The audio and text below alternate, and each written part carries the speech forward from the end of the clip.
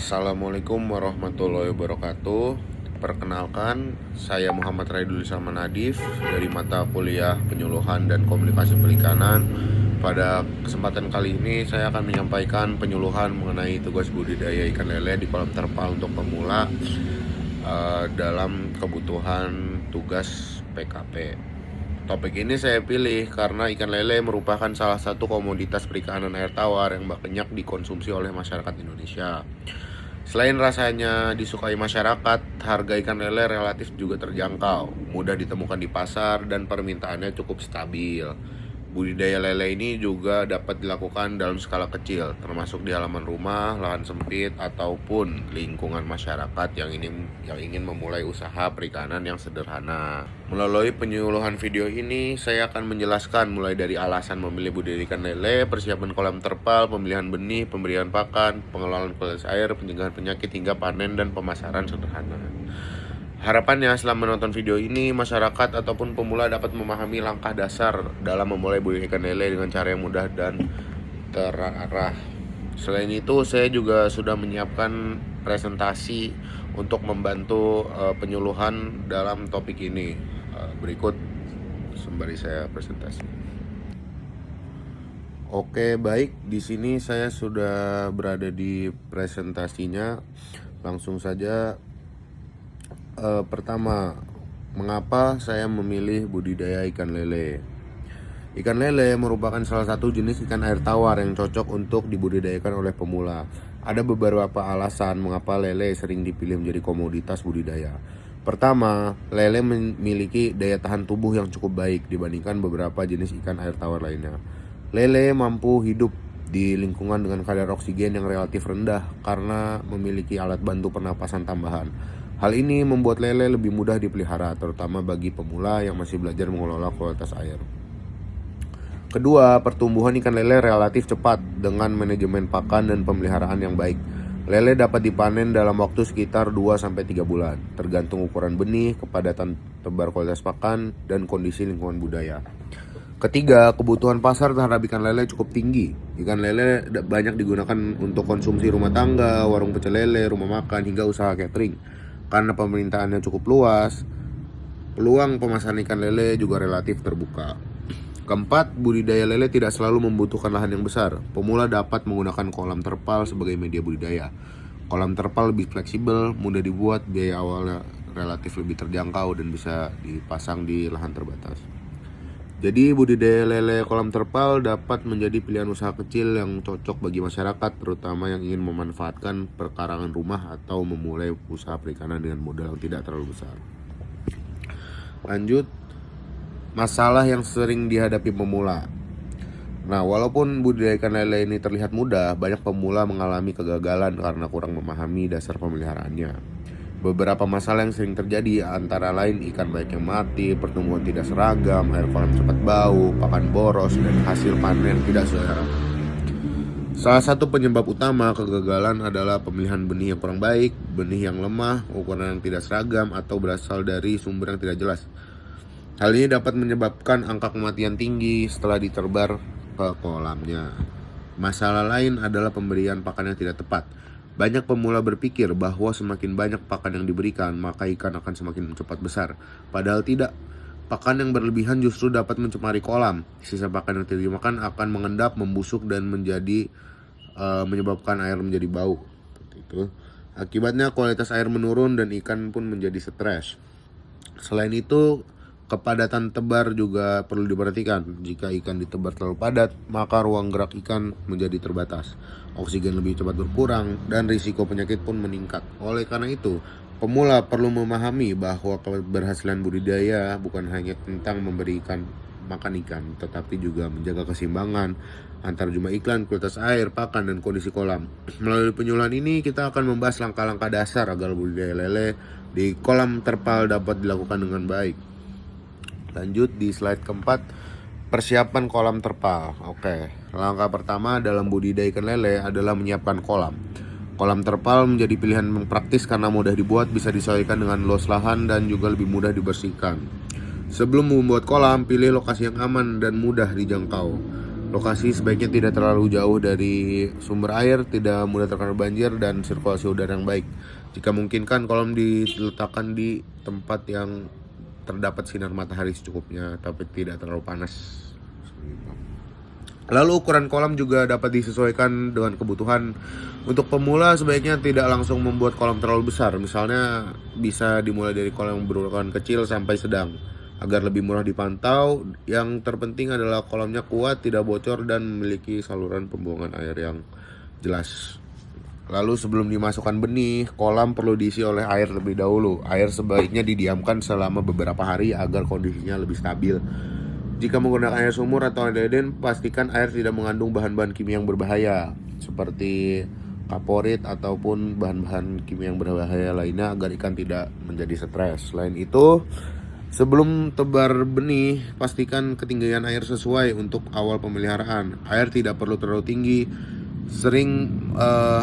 Seiring pertumbuhan ikan, volume air dapat ditambah secara bertahap. Persiapan kolam yang baik akan membantu ikan beradaptasi dan mengurangi resiko kematian pada awal pemeliharaan. Lanjut di slide 5, pemilihan benih ikan lele.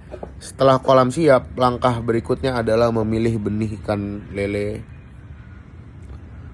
Pemilihan benih sangat penting karena benih yang sehat akan menentukan keberhasilan budidaya. Ciri-ciri benih lele yang baik antara lain gerakannya aktif, berenangnya normal, ukuran tubuh yang relatif seragam, tidak terdapat luka ataupun cacat, warna tubuhnya cerah, dan responsif terhadap pakan ataupun rangsangan. Juga teman-teman bisa menghindari pemilih benih yang terlihat lemas ya, ataupun menggantung di permukaan air, yang tubuhnya luka ataupun ukurannya terlalu berbeda-beda. Ukuran benih juga perlu diperhatikan. Untuk pemula sebaiknya menggunakan benih dengan ukuran yang cukup, misalnya seperti 5-7 cm ataupun 7-9 cm. Benih yang terlalu kecil biasanya rentan terhadap stres dan juga kematian. Selain itu, benih sebaiknya dibeli dari pembenih yang terpercaya. Jangan hanya memilih benih yang harganya murah, tapi perhatikan juga kualitas dan kesehatan benih. Benih yang murah tetapi kualitas buruk dapat menyebabkan kerugian karena angka kematiannya biasanya tinggi. Sebelum benih ditebar ke kolam, lakukan proses adaptasi terlebih dahulu. Caranya, kantong atau wadah berisi benih dapat diapungkan di permukaan kolam untuk beberapa menit agar suhu air di dalam wadah menyesuaikan dengan suhu air di dalam kolam. Setelah itu benih dapat dilepaskan perlahan. Proses ini lumayan penting agar ikan tidak kaget terhadap perbedaan suhu dan juga kondisi air. Dengan memilih benih yang sehat dan melakukan penebaran secara hati-hati, peluang keberhasilan budidaya akan lebih besar. Next di slide 6 yaitu pemberian pakan yang tepat. Pakan merupakan faktor penting dalam budidaya ikan lele. Pertumbuhan ikan sangat dipengaruhi oleh kualitas dan jumlah pakan yang diberikan. Namun, pemberian pakan juga harus dilakukan secara tepat agar tidak boros dan juga tidak merusak kualitas air. Pada umumnya, ikan lele diberi pakan berupa pelet yang ukurannya disesuaikan dengan ukuran mulut ikan. Benih yang masih kecil membutuhkan pelet yang berukuran kecil, sedangkan ikan yang lebih besar akan diberi pelet dengan ukuran yang lebih besar. Frekuensi pemberian pakan biasanya dilakukan 2-3 kali sehari, misalnya pagi, sore, dan juga malam. Namun jumlah pakan juga harus disesuaikan dengan kebutuhan ikan. Jangan memberikan pakan terlalu banyak sekaligus. Berikan pakan sedikit demi sedikit dan perhatikan apakah ikan masih aktif memakannya. Dan juga sesuaikan dengan kuantitas ikan. Jika pakan masih tersisa di permukaan atau dasar kolam, berarti jumlah pakan terlalu banyak. Sisa pakan yang tidak dimakan akan membusuk dan menyebabkan air menjadi kotor.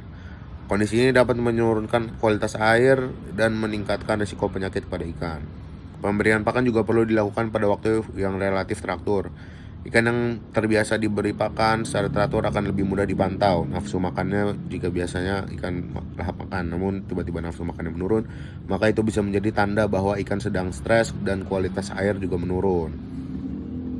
Jadi prinsip pemberian pakan adalah tepat jenis, tepat ukuran, tepat jumlah, dan tepat waktu. Dengan manajemen pakan yang baik, pertumbuhan ikan dapat lebih optimal dan biaya produksi dapat lebih efisien. Next, slide 7, pengelolaan kualitas air, teman-teman. Selain pakan, kualitas air juga sangat menentukan keberhasilan budidaya ikan lele. Air adalah lingkungan hidup ikan. Sehingga jika air kotor atau tidak nyaman, ikan akan mudah stres dan juga terserang penyakit. Pada budidaya ikan lele kolam terpal, kualitas air dapat dipantau secara sederhana melalui warna, bau, dan perilaku ikan. Air yang terlalu bau ataupun terlalu keruh, berbusa, berlebihan harus diwaspadai. Jika ikan sering muncul ke permukaan, lemas, ataupun bergerombol di satu tempat, bisa jadi kondisi air sedang kurang baik. Pergantian air dapat dilakukan secara bertahap, tidak harus mengganti seluruh air kolam sekaligus, karena perubahan yang terlalu drastis juga biasanya membuat ikan stres. Biasanya penggantian sebagian air akan lebih aman dilakukan, misalnya dengan membuat sebagian air kotor lalu menambahkan air baru secara perlahan. Seperti itu. Selain itu, dasar kolam juga perlu dibersihkan karena sisa pakan kotoran dapat mengendap di bagian bawah. Jika endapan terlalu banyak, air akan cepat bau dan kualitas menurun. Kepadatan ikan juga berpengaruh terhadap kualitas air. Semakin padat jumlah ikan, semakin banyak kotoran dihasilkan, dan semakin cepat air menjadi kotor. Jadi kunci pengelolaan kualitas air adalah pemantauan rutin dengan memperhatikan kondisi air setiap harinya. Pembudidaya dapat segera melakukan tindakan sebelum masalah menjadi lebih parah. Next, yaitu pencegahan penyakit pada ikan lele. Penyakit pada ikan lele dapat menyebabkan kerugian besar jika tidak dicegah sejak awal. Namun pada prinsipnya pencegahan penyakit lebih baik daripada pengobatan. Beberapa tanda ikan yang kurang sehat antara lain nafsu makan menurun, gerakan lemas, sering muncul ke permukaan, berenang tidak normal, dan tubuhnya terdapat luka. Penyakit sering muncul karena kondisi lingkungan yang buruk, air yang kotor, dan juga pakan yang berlebihan ataupun keberatan yang terlalu tinggi. Oleh karena itu, pencegahan penyakit dapat dilakukan dengan menjaga kebersihan kolam dan juga pemberian pakan secukupnya. Jika ditemukan ikan yang sakit ataupun mati, segera pisahkan ke kolam yang lain agar ikan yang mati itu tidak mencemari air dan menurunkan kualitas air. Selain itu, pembudidaya perlu rutin mengamati ikan setiap hari, terutama saat pemberian pakan.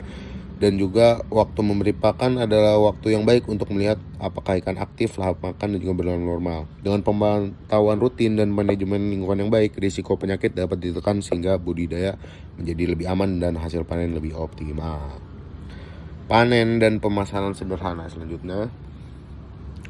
Setelah ikan dipelihara selama beberapa bulan, tahap berikutnya adalah panen. Waktu panen ikan lele tergantung pada ukuran benih awal dan juga kualitas pakan. Sebelum panen, pembudidaya perlu melakukan pengecekan ukuran ikan. Jika ukuran ikan belum seragam, bisa dilakukan penyortiran. Ikan yang sudah cukup besar dapat dipanen terlebih dahulu, sedangkan ikan yang masih kecil bisa dipelihara lagi sampai ukuran sesuai.